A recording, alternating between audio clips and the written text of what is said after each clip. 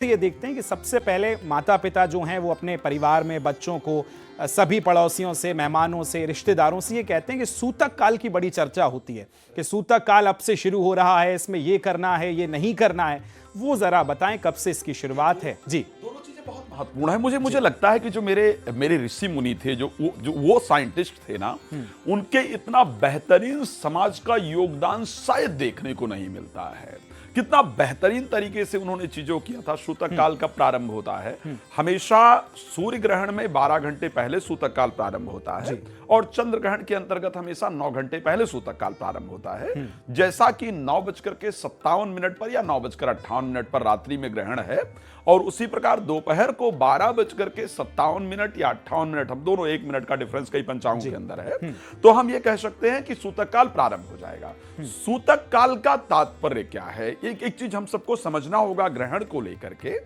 हमें सूर्य और चंद्रमा की जो एनर्जी है वो हमारे लिए बहुत महत्वपूर्ण है। जी, स्पेशली अगर देखा जाए, आप देखते हैं समुद्र में जो ज्वार भाटा आता है वो चंद्रमा की कलाओं के दृष्टिकोण से आता है। हमारे शरीर के अंतर्गत 75% जो वाटर है, जो पानी है, 75% पूरी बॉडी में है, लेकिन अगर मस्तिष्क में देखा जाए तो 75 से 80% है। बिल्कुल। यानी चंद्रमा हमारे मस्तिष्क को बहुत प्रभावित करता है।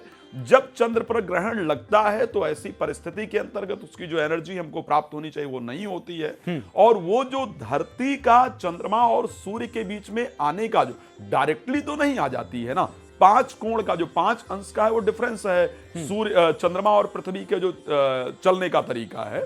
तो वहां पर जब पृथ्वी धीरे धीरे आना प्रारंभ करती है चंद्रमा सूर्य के बीच में, तो जो प्रारंभ का पॉइंट जहां शुरू होता है उसको सूतक काल कहा जाता है। सूतक काल के अंतर्गत, क्योंकि यहीं से वो तैयारी हो जाती, जहां से कीटाणु उत्पन्न हो सकते हैं, बैक्टीरिया उत्पन्न हो सकते हैं, जहां जो चंद्रमा की प्रॉपर एनर्जी मिलनी है वो आपको नहीं मिल पाती है, जिस कारण से भोजन डाइजेस्ट होने में आपको प्रॉब्लम हो सकती है।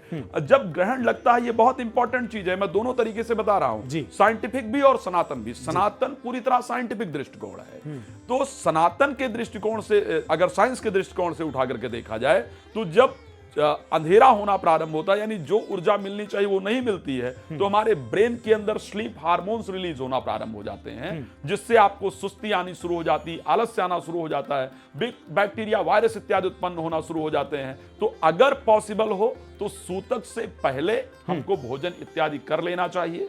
ऐसा पॉसिबल जनरली 9 घंटे पहले ग्रहण है, सूतक प्रारंभ होता है, 3.5 घंटे का ऑलरेडी ग्रहण है, तो 9, 3, 12, 12.5 घंटे का समय, इतना समय कोई प्यासा नहीं रह सकता है, भूखा नहीं रह सकता है। हमें ये कोशिश करना चाहिए सूतक काल के अंतर्गत, ये बहुत ध्यान रखना है।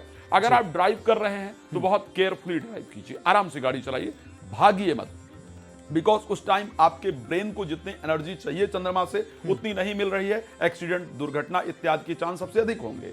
ग्रहण को लेकर के अगर वर्णन किया जाए तो गर्ग संहिता इत्यादि के अंतर्गत या ऋग्वेद में भी ग्रहण का बहुत प्रॉपर तरीके से वर्णन किया गया है।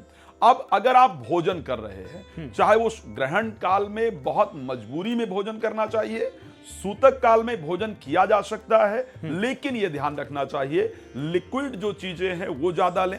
ऐसा भोजन ना करें, लाइक बैगन नहीं खाना चाहिए बिकॉज डाइजेस्ट होने में प्रॉब्लम करेगा। कटहल आपको नहीं खाना चाहिए, उड़द नहीं खाना चाहिए, नॉनवेज इत्यादि का सेवन नहीं करना चाहिए, अल्कोहल आपको नहीं लेना चाहिए। जो चीजें डाइजेस्ट होने में प्रॉब्लम कर सकती हैं, क्योंकि इस समय पर जो आपका डाइजेस्टिव सिस्टम है वो उतनी एक्टिव तरीके से काम नहीं करता है।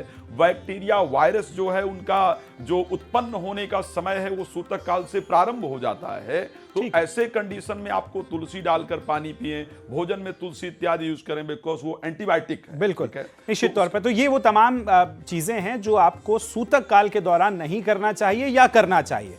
मैं राकेश जी आपके पास आ रहा हूं। सूतक काल हमने देखा, अब चंद्र ग्रहण के दौरान बड़ी आसान भाषा में सरल तौर पर हमारे दर्शकों को ये बताएं कि उस दौरान क्या नहीं करना है पहले तो, और क्या उससे पहले कर लेना है और क्या करना है।